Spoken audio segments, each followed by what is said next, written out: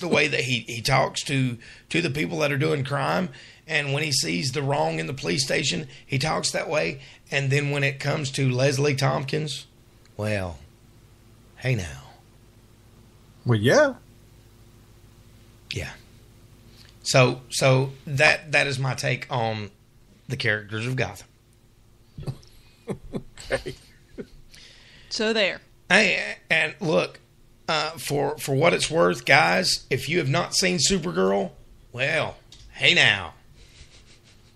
Yeah. Go take a look. It's on our Facebook page. You can head there, and I posted up the picture. It looks good, but I don't know what DC Comics has against color.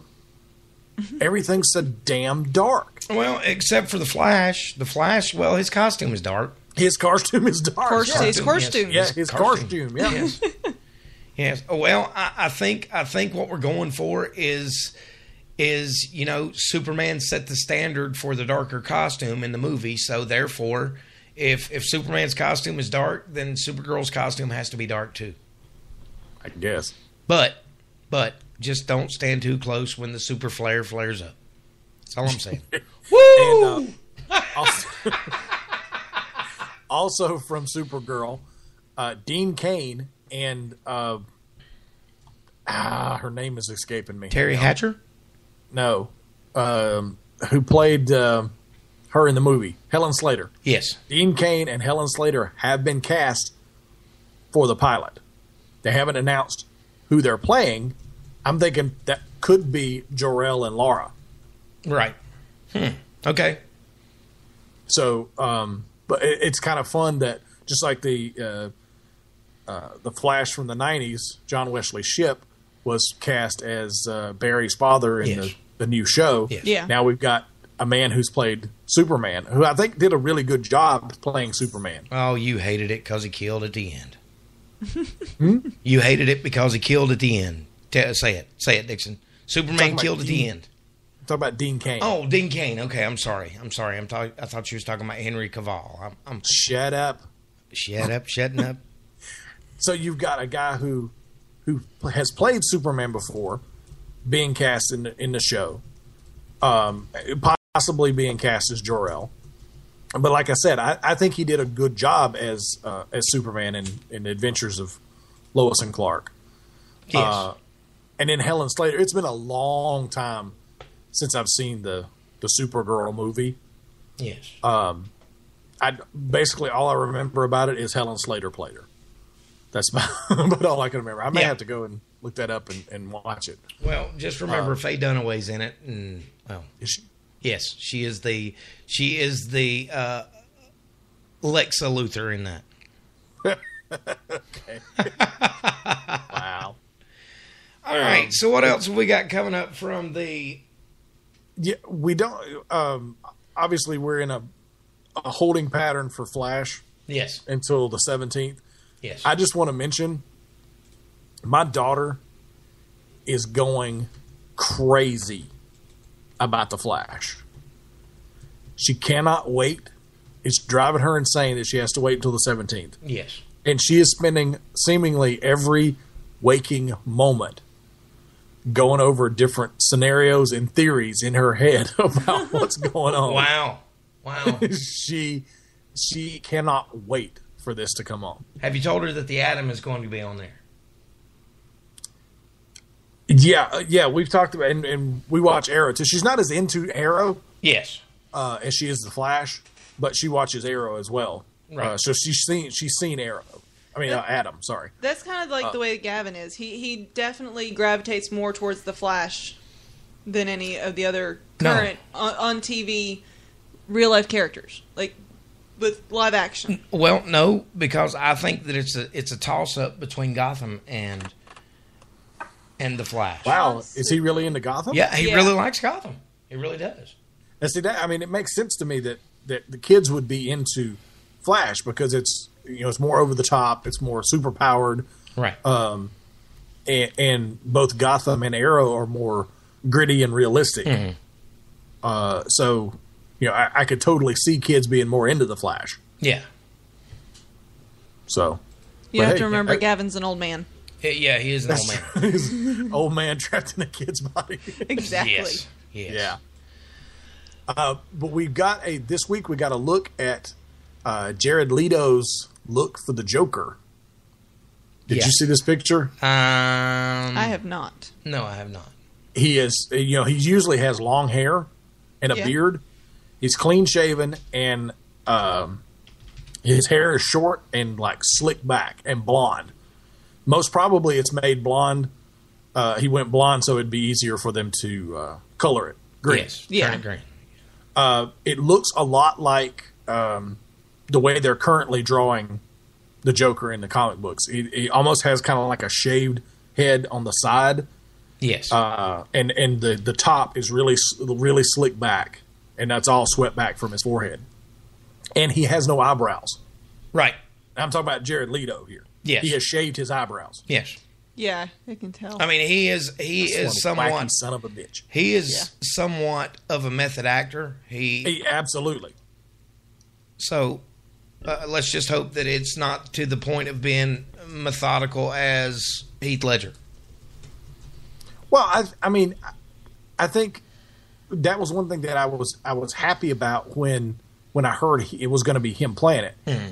He has, I think he has the ability to play that quirkiness, but not be so over the top, right? That it becomes ridiculous. Yes, and I think from the pictures, I think he looks really good. Yeah, and I think he looks dangerous. Yes, and that's something you have to have with the Joker. Yeah, absolutely. Yes, I totally agree. All right, so what else we got? We got anything else? Yeah, we saw I don't know if you saw this or not, but they released a picture of the Battle Cat from the new He-Man movie. No, I didn't. And it looks pretty badass. Hold on. You need to look on the on our page. I think I posted it on our Facebook page. I'm there. I'm passing by Sims. Maybe not. No, I take it back. I didn't post it. Fail. Well, stupid. I'm afraid to post anything because I got chastised posting the Leonard Nimoy. No, I didn't chastise you. I'm just saying we need to coordinate. Yeah. That's definitely. We're both posting the same thing. Well, our hearts were in both the same place, and it had to be out there. So there you go. But the Battle Cat picture looks really, really good. You can find it pretty easily out there if you look for it. Also, Wolverine 3 starts filming next year. So that should be pretty cool. They're working on an Expendables TV series. Wow.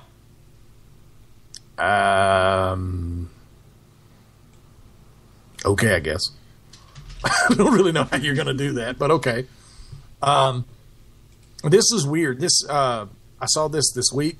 Toy Story 4, which they're working on, it will not continue the original trilogy story. So to me that, I said, how's that going to work? Yeah, exactly. To me that, okay, then it's not Toy Story 4. Yeah. I don't know. I'm not sure what they have going on. And it may not be called Toy Story 4. Maybe that's just like a working title. Right. But this last one is for you, Laura. Uh-oh. Thor hosts Saturday Night Live this week. That'll be tomorrow. We'll have to watch it. Chris Hemsworth will be hosting Saturday Night Live. Oh, wow. There goes my night. How do you compete? How do you compete with that? Oh, look at his chest. Look at his chest. Okay, yeah. No, it's the abs and the V. Yeah, it's the abs and the V. Oh, look at those abs. Look at those abs. Oh, yeah. You just get you like some tinfoil and make you a hammer. Well, look, I have to keep tissue beside the bed because if I don't, she's going to drool and make the bed a waterbed. Just oh yeah, okay. So that is some of the news from what's going on in the movie and television news. Coming up, we've got Tim Dixon on the other side with the rest of the comic rack. So you want to keep it right here on the Ninja Troll Digicast.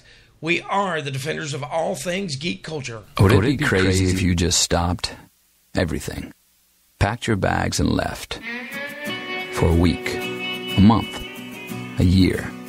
What if you left for 2 years? Would people think you'd lost your mind? What if you were going far away to help in a village on the edge of the Gobi Desert?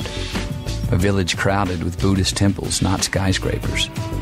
A place where there isn't a word for recluse, but 1,000 words for community.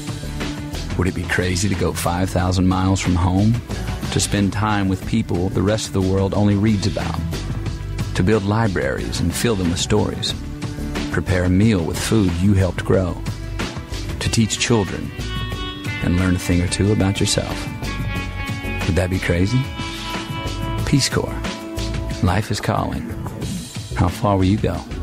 To find out more, call 1-800-424-8580 or visit peacecorps.gov. For over 70 years, Smokey Bear has asked you to use fire responsibly. Fire is due to an unattended campfire. Go time. Here's how you can stay on the front lines of preventing wildfires. Always watch your campfire before leaving. Drown it, stir it, drown it again, and feel that the fire is out cold. Oh, bullseye! And you won't need a visit from Dusty's team. Copy that. Visit SmokeyBear.com for more fire prevention tips. Brought to you by the U.S. Forest Service, your state foresters, and the Ad Council. I'm Cully Hamner, artist of The Question and Red, and you're listening to the Ninja Troll Digicast.